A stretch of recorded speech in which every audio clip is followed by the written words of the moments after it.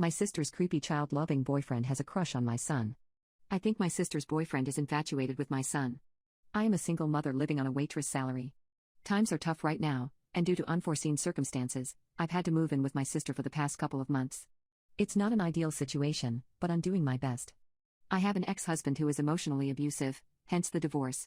We share custody of my incredible son, let's call him Roman, who has been so understanding of our financial situation, even at his age. I love him more than I love myself. He is kind and intelligent. He stole my ex-husband's face, unfortunately, so he's beautiful. The amount of adults my age and older who have given him the creepy and unwarranted "he's going to be a heartbreaker in a few years" comments would alarm you. He has ADHD but maintains decent grades. He plays a sport and is good at it. He's got many friends he visits often, and vice versa. Despite the changes in our living situation, he is thriving, and I'd do anything to keep that up. My sister Sarah and her boyfriend David are well off and live in a massive house. My sister was happy to take me in, but her boyfriend, David, not so much, which I completely understand. I offered to pay rent, but my sister won't have any of it, so I do chores around the house and cook as often as my work schedule will let me. I never saw much of David anyway. He was often at the bar with his friends, working, or locked in his room playing video games.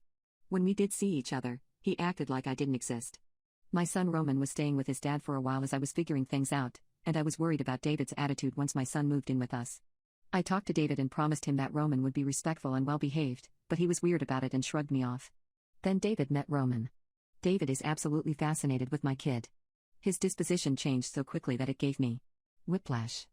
Suddenly, he stopped locking himself in his room and decided to spend time with us, well, mostly my son. He helps Roman with his homework. He watches all of Roman's favorite shows so that they can talk about them together. He buys him food and gifts. My sister Sarah is over the moon. She's been telling me about how us moving in has been the best thing for their relationship because David is happier now. I thought it was sweet at first. But in the back of my head, something more nefarious could be happening. To paint a clearer picture, I've noted some other changes. I've noticed that I can't decide whether they're innocent. David texts my son often, which wouldn't be weird, except he does it at school. The texts aren't weird, but David lightly scolds him for not replying sometimes. Before my son moved in, David was rarely ever home during the afternoon/evenings. According to my sister, he'd stay out after work and drink with his buddies until late in the night, a habit he's had for years. Now, he's home all the time. He gets home before Roman gets off the bus, around 3:15 p.m. if he's not at practice, and stays home all day, even offering to babysit while I'm working through the evening. He still drinks, just in the house. Last Wednesday, I woke up to use the bathroom in the middle of the night. To get to the bathroom, you have to pass by my son's room. I was surprised that the door was closed all the way since Roman always likes it open because his room gets hot at night. Also, he has been staying up late texting his friends lately, which has caused him to sleep through his alarm and miss the bus some days. So that night, I opened the door to let the air in and make sure he was asleep, and there was David, standing by Roman's bed. In the dark. He said he was looking for his cell phone, but I saw him jump with anxiety when I opened the door. He left quickly, muttering something about how it might be in the kitchen. Why would his phone be in my son's room? And why was the door closed? David offers to drive my son everywhere he needs to go. Only him. School, if he misses the bus, practice, his friends' houses. This is the same man who wouldn't lift a finger for me until my son moved in. It's been incredibly helpful since I'm not home often, but a part of me wonders if he's doing it for the wrong reasons.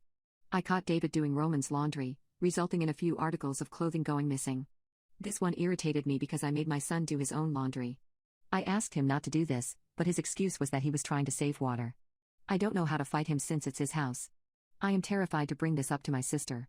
Am I reading into things too much? Am I silly for worrying that he might have ulterior motives? If I tell my sister and she gets angry, and nothing is going on, she'll kick us out, and we'll be homeless.